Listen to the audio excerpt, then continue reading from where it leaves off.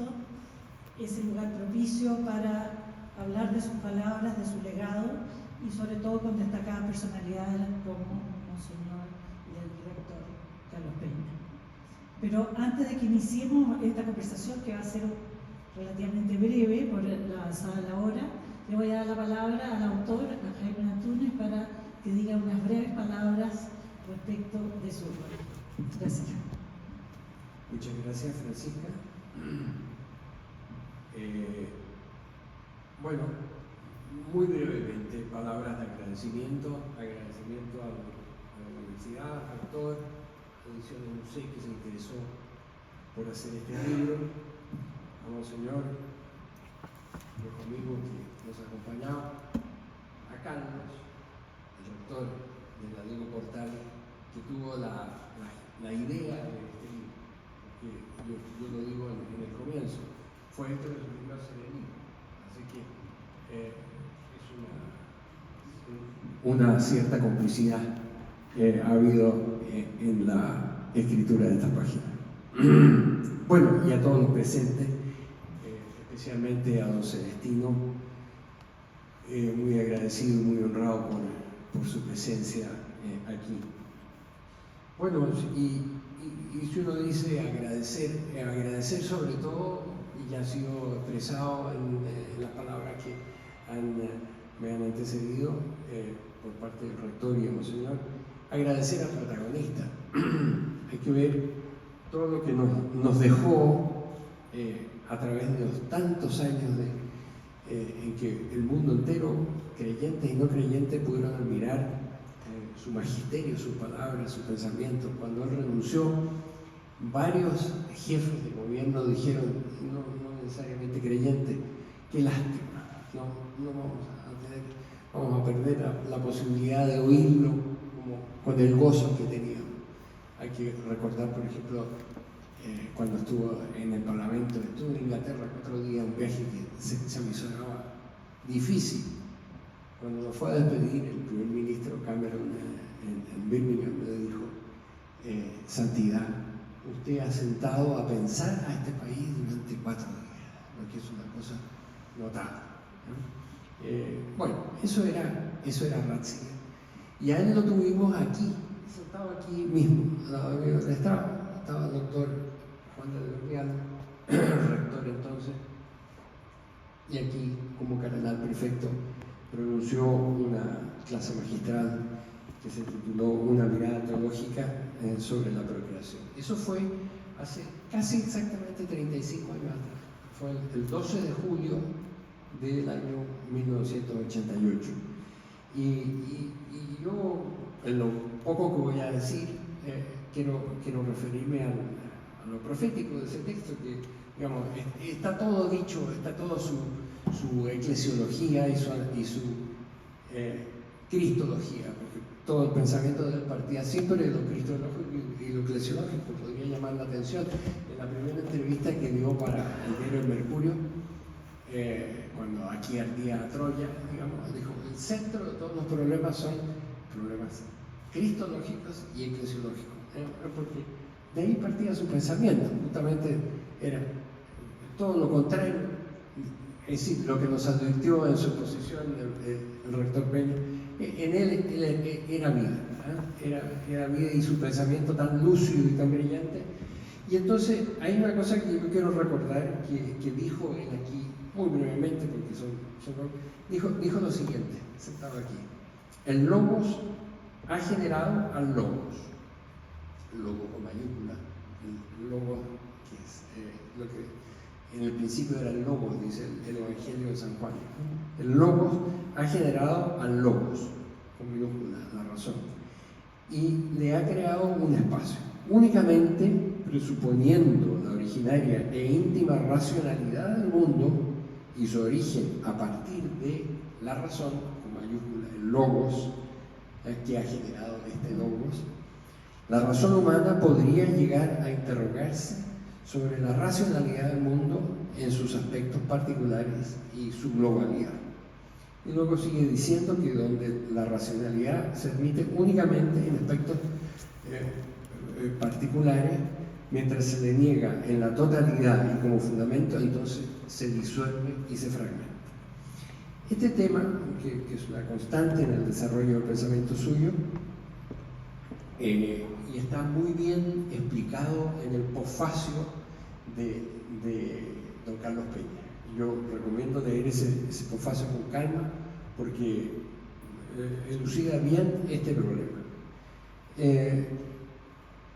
Está aquí, digamos, toda la preocupación en este planteamiento que él desarrolló, toda su preocupación por la síntesis humanista que el mundo necesitaba y que necesita urgentemente. En Chile, en el tiempo en que él nos visitó y habló aquí,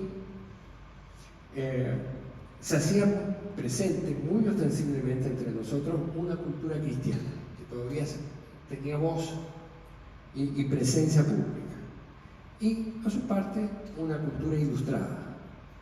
Se combatían muchas veces, pero mostraban apreciable seriedad y universalidad. Todo ello a ojos vistas, y no solo en Chile. En los 35 años que van de entonces a hoy, y que la mayoría aquí ha vivido, parece haber sido marginado y reemplazado por otras concepciones, la arbitrariedad libertaria, neoliberal o como quieran llamarse. La fractura está precisamente aquí, se ha producido entre dos culturas fuertes que todavía prevalecían en ese tiempo cuando nos visitó, hablo del año 88, serias, experimentadas, con regambre. Hay que ver cuánto se ha referido, por ejemplo, a la historia. Gonzalo Mial mucho comentó y analizó la pérdida de los consensos ideológicos en Chile al fin del siglo XIX. Luego fue esta pugna, pero una pugna entre concepciones serias, donde el logos tenía que ver. Y frente a ella y contra ella ha prevalecido el gran absurdo, la nada, el individualismo racional, que a su vez moralizante y olvidado de la moral, como lo vemos constantemente, una especie de anarco orwellianismo. Reducir o suprimir la fractura que a todos nos llega requeriría una nueva cultura, siendo puro el presagio de sobrevivencia del actual. Que mi deseo es que el presente libro que hoy entregamos sirva de algún modo para ese designio de Benedicto XVI, que en el sentido de que tenemos necesidad de una nueva síntesis humanista. Eso es lo que querría decir, Francisca, como agradecimiento y como introducción a este comentario. Muchas gracias, Jaime. Iniciamos nuestra conversación entonces, Carlos. De la lectura del postfacio, pareciera que usted toma cierta distancia del jurista Kelsen, que afirma que la tolerancia es el fruto del relativismo, y del filósofo Rawls, que piensa que la única forma de evitar las guerras religiosas es aceptar, estoy citando, que las propias convicciones últimas no pueden extenderse a la esfera de lo público. Más bien, se acercaría a Ratzinger en su famoso diálogo con Habermas. Usted señala que después de la lectura de las declaraciones de Ratzinger, y cito, se alcanza la conclusión de que el cristianismo tiene mucho que decir, incluso al no creyente, a la hora de diagnosticar la situación contemporánea. Algo nos adelantó, pero me gustaría que profundizara sobre ese punto que usted toca en el postfacio. Sí, por supuesto. Lo que ocurre es lo siguiente, desde el punto de vista de Ratzinger, o más bien un punto de vista que Ratzinger suele subrayar en su obra, es la idea que el cristianismo está indisolublemente atado a la convicción de que existe algo así como la verdad, o sea que hay una verdad final acerca de la condición humana, y que en consecuencia no todo lo que acontece en una existencia colectiva o individual tiene la misma legitimidad para existir o acontecer. O sea, hay cosas que no es legítimo que acontezcan y otras que en cambio sí lo son, según se condigan o no con esa verdad final que el cristiano abraza y atesora. Lo que se sigue de esto, me parece a mí, es que, yo creo que en esto Ratzinger apunta correctamente, lo que se sigue de esto es que la vida humana, sea individual o colectiva, necesita asentarse en algunas verdades incondicionales. Que haya alguna verdad incondicional quiere decir que lo que hacemos, lo que nos pasa, lo que decimos, lo que creemos, aquello que juzgamos necesario de hacer o de no hacer, no es cualquier cosa, sino que somos portadores, por algún motivo misterioso, de un baremo, de un criterio que nos permite saber qué es correcto de hacer y qué no. Ratzinger tiene una buena expresión en eso cuando él dice: si la verdad final no existe, entonces da lo mismo, y cita Eutifrón, el diálogo de Platón, dice: entonces da lo mismo lo pío que lo impío. Y esto es efectivamente así. El drama de la democracia, por decirlo algo exageradamente, es exactamente que la democracia reposa sobre ciertas convicciones morales. Por ejemplo, reposa sobre la convicción moral de que no es correcto que nos coaccionemos, ¿verdad?, para imponer nuestras propias ideas. Descansa sobre la convicción moral que la existencia de cada uno de ustedes es intangible y que no es lícito que el Estado la emplee como un recurso, por ejemplo, en favor de fines públicos. Y sin embargo, que la democracia supone estos valores morales, al mismo tiempo, no obstante, descree que esos valores puedan fundamentarse. Entonces, me parece a mí que Ratzinger, y Habermas está de acuerdo con esto, desde luego, el gran problema de la modernidad es exactamente esto. La vida humana, para existir, requiere abrazar alguna verdad incondicional, sea individual o colectiva.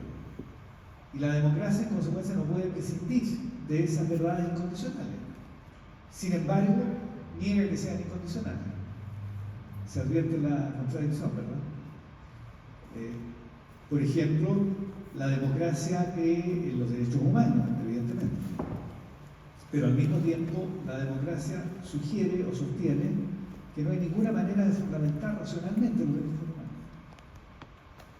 Entonces, esta paradoja de una sociedad, de una forma de convivencia política, que cultiva ciertas virtudes, pero que al mismo tiempo afirma o está convencida o persuadida que no hay manera de fundamentar esas virtudes, es el gran problema de la modernidad.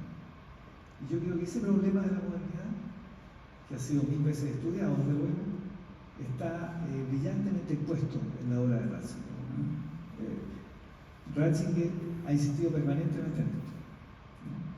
La idea de que si no hay una verdad, entonces no hay ninguna cuestión incondicional, entonces todo es posible. Y donde todo es posible, la democracia carece de fundamento. Esta es la gran afirmación. Señor, ¿quisiera agregar algo? Asombrarme de que Carlos nos alude de esta manera en estas cosas que son para nosotros tan importantes y decisivas. Efectivamente, uno de los puntos que el Papa ya antes es el tema de la verdad. Y creo que es muy aplicable a la realidad que, como acabo de decir, estamos viviendo nosotros, de tener que construir fundamentos de una convivencia entre todos nosotros que sea aceptable por todos. ¿Cuáles son esos mínimos? ¿De dónde sacarlo? Como no se bastan por sí mismos, habrá que recurrir a una verdad.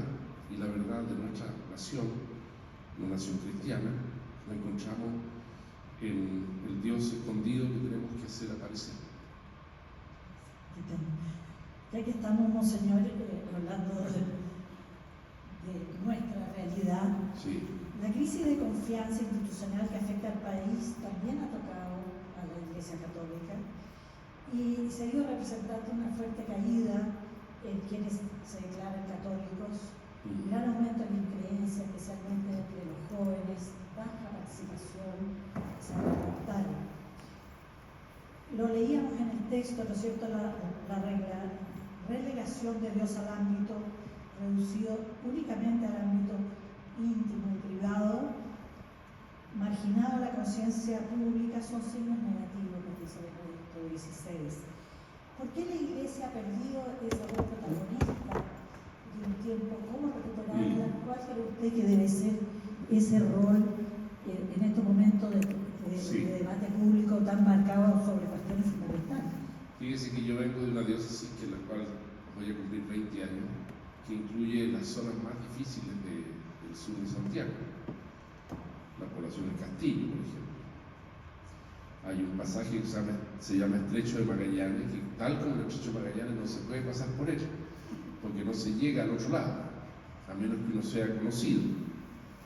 Yo ando por ahí. O lo que pasa en el bosque, o lo que pasa en San Bernardo, una comuna con 340.000 habitantes, o distinto a lo que pasa en las zonas más al sur.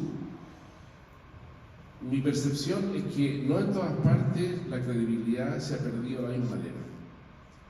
Mi percepción profunda es que se ha perdido en el mundo más intelectual, no en el mundo, vamos a decir, más popular, más sencillo, y lo veo precisamente en lo que hacemos.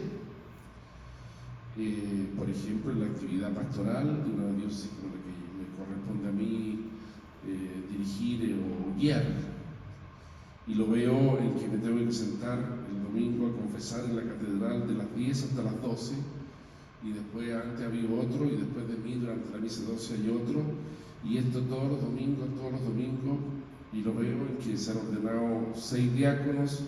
Entonces no niego que lo que tú dices es verdad, pero no es la misma percepción la que tengo yo, la que tiene otros hermanos obispos que están en las regiones, que la que se puede tener quizá en la gran ciudad, en Santiago, en el mundo intelectual. ¿A qué se debió eso? A nuestros pecados. Hemos cometido errores que hemos tratado de reparar. Yo llevo 20 años trabajando en la prevención de abuso, y desde que se creó el Consejo de Prevención dedicado a eso, y hemos hecho todo un camino inmenso de largo. Hemos preparado a más de 40.000 personas en todo el país para aprender qué es lo que es el abuso. Y pensamos, ese es mi pensamiento íntimo, que vamos en un proceso de recuperación. La Iglesia poco a poco pasa sus crisis, las ha vivido teológicas, orales también. Si uno lee a Santa Catalina de Siena en los diálogos y ve lo que escribe sobre el comportamiento del clero, se queda asombrado, porque exactamente es lo que nos ha pasado a nosotros masivamente. ¿Qué hay que hacer? Hacer lo que el Papa Benedicto, precisamente, que fue el que tomó el toro por las astas, hizo: normas claras, comportamientos precisos, y sobre todo una cosa que para mí es el reflejo de este hombre, algo que está en el Concilio Vaticano II: unidad de vida. Que no digan de nosotros y no puedan decir de nosotros lo que el Señor dice de los fariseos: hagan lo que ellos dicen, pero no hagan lo que ellos hacen. Y ahí tenemos un camino que es un camino ascético, espiritual, pastoral, en el cual estamos empeñados todos los obispos. Estamos en este momento en un retiro, todos los obispos, de 5 días, predicado por el cardenal Sturla, cardenal arzobispo de Montevideo, y de las cosas que nos ha dicho es esto: ¿qué significa el liderazgo? El liderazgo significa coherencia en la persona. Él lo vivió, y eso para mí es lo más asombroso de este hombre, y lo vivió en toda su existencia, desde pequeño, quizás por las circunstancias que vivió en su tiempo de niño, por la realidad de Alemania, por la realidad teológica que había en su tiempo, pero fue uno, y por eso terminé mi comentario con esa palabra de Jesús y de Bartolomé: no había doblez ni engaño. Yo le pregunté las cosas más increíbles de qué hacer en el caso concreto de realidades que vivíamos en Chile, y tenía la respuesta concreta, precisa: realidades sobre los sacerdotes, realidades de qué hacer en el caso de la pedofilia, cómo actuar respecto a los sacerdotes que tienen hijos, y todo lo iba respondiendo perfectamente. Y tenía su humor el Papa, era muy simpático, tenía sus maneras de... Así que vamos saliendo de un momento de crisis, pero como todas las crisis también dejan mucha enseñanza, y hemos aprendido mucho de estos años. Gracias, Monseñor. Carlos, ¿usted cómo ve este desafío de no reducir la religión al ámbito privado, sino mantener esa ese aspecto público tan esencial en la vida social? Mire, dos cuestiones. Desde luego a mí me parece que pretender, como a veces se pretende, claro, que la fe pueda ser cultivada en privado es una especie de contradicción en sí misma, digamos, porque la fe de un cristiano, digamos, o sea, la fe de ustedes, ¿verdad?, supone una noticia que ustedes quieren proclamar, acerca de la cual quieren persuadir. Una fe ensimismada, envuelta sobre sí misma, recoleta, silenciosa, no es verdadera fe, esta es la verdad. En consecuencia, creo yo, un deber de los cristianos debiera ser participar en la esfera pública, en los debates que inundan la esfera pública y que van poco a poco configurando la vida que tenemos en común. Porque ocurre con la democracia que la vida que tenemos, aquello que consideramos digno o indigno de ser vivido, se va configurando poco a poco en medio del debate. Y si los cristianos no participan del debate, si enmudecen, si por temor callan, y no lo hacen de manera inteligente, que también puede ocurrir, puede haber que participen del debate de manera tonta o estúpida, en cuyo caso tampoco sirve de nada, digamos. Bueno, si no participan del debate de manera inteligente, aguda, creo yo, dejan la cultura al garete y en consecuencia se va configurando en la esfera pública cualquier cosa. Pero estamos llenos de cristianos, tal cual yo lo veo, que creen que el cristianismo es una forma, es un estilo de vida, digamos. Una forma de cultivar la vida familiar de manera más o menos recoleta, silenciosa, privada. A mí me parece que esa es una forma de cristianismo que no sirve de nada, realmente. La verdadera tarea de un cristiano, si yo lo fuera, así lo diría, digamos, es salir al mundo, proclamar la buena nueva, si es que efectivamente está persuadido de que existe, infectar todos los espacios de la cultura con ella. Y a propósito de este tema y frente a su pregunta que le hacía recién a Monseñor, de qué le ha ocurrido a la Iglesia, yo no creo que los grandes problemas de la Iglesia sean de conducta, realmente. Es verdad que ha habido problemas de conducta muy severos, nadie los va a negar menos yo, ¿verdad? No querría yo tampoco se ocultaran. Pero si uno se pregunta realmente qué le pasó a la Iglesia, qué le ha pasado a la Iglesia en la esfera de la cultura, bueno, lo que le ha pasado, creo yo, es que ha dicho cosas o pretende ser maestra de cosas que otros dicen mejor que ella. O sea, si la función de la Iglesia fuera transmitir un mensaje de justicia, bueno, está lleno de gente que sabe más de justicia y de teoría de la justicia que los teólogos. Si la tarea de la Iglesia fuera, por decirlo así, conducir moralmente a la sociedad desde el punto de vista de un código de moral sexual, bueno, eso también se puede hacer de otra forma. En realidad, lo que ha ocurrido a la Iglesia es que ha callado desde hace mucho tiempo, creo yo, el mensaje que realmente la constituye. Y el mensaje que constituye al cristianismo, creo yo, es algo de lo que yo dije delante. O sea, nadie va a la Iglesia para enterarse de cuán injusto es el mundo, de cuán desiguales somos, de cuántos tropiezos experimentamos en la vida cotidiana, de cuán necesario es el diálogo. Esos son lugares comunes que cualquier persona medianamente culta conoce y sabe. Lo peculiar del mensaje cristiano es que, por decirlo así, nos dice algo acerca de la problematicidad de la existencia. Yo creo que esto es lo fundamental. Y en la medida que la Iglesia no es capaz de decir eso, por supuesto se enajena la confianza. Y por eso la gente prefiere, no sé, las diversas versiones del New Age, o el yoga, digamos, o alguna ideología social cristiana, o la Teletón, digamos, como sucedáneo de solidaridad. Porque en un mundo donde lo fundamental no se dice, y lo fundamental del mensaje cristiano no son esas cosas. Esas cosas son derivados de una convicción fundamental que es distinta. Entonces, yo creo que lo que ha ocurrido es más bien eso.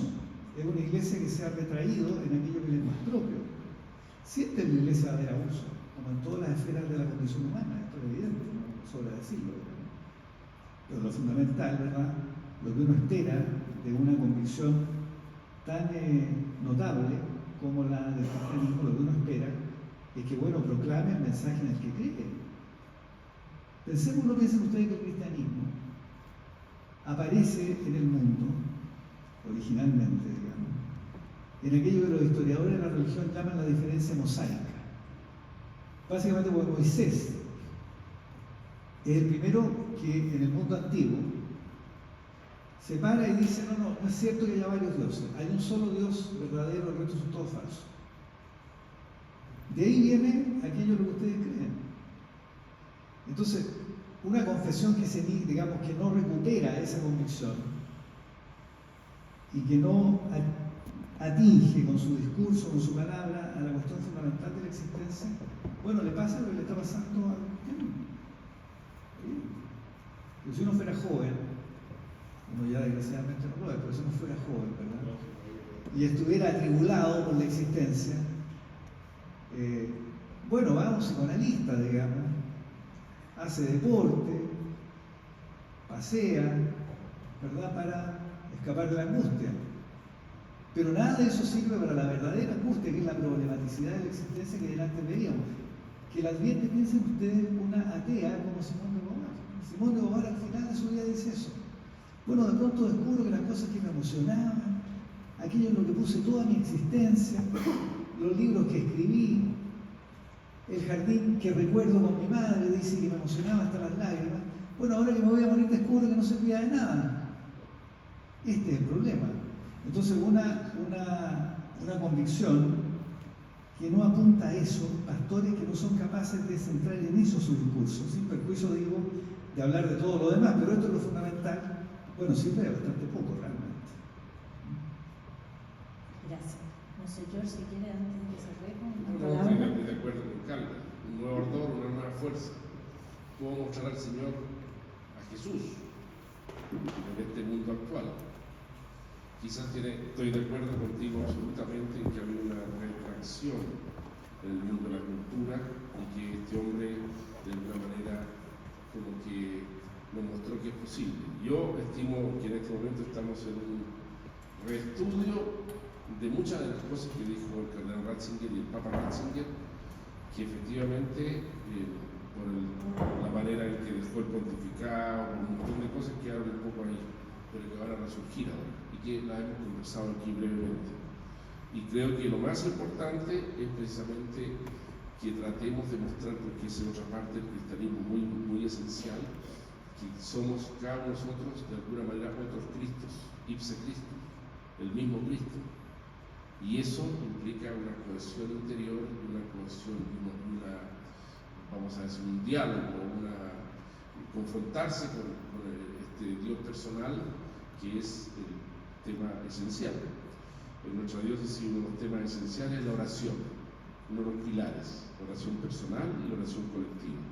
Si la gente no se pone frente al Señor, no descubre quién es el mismo. Y yo creo que lo que tú dices, efectivo, es eso mismo. Gracias. Jaime, ¿quieres unas palabras finales?